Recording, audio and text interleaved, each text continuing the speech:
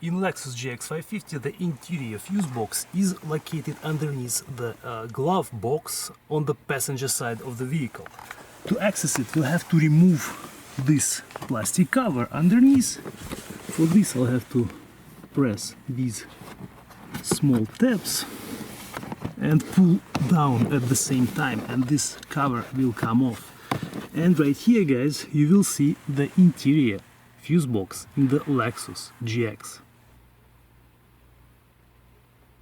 When you install the cover, you have to make sure that these two hooks, there is one on the right side which goes in here, right here, and there is one on the left side which will go right here.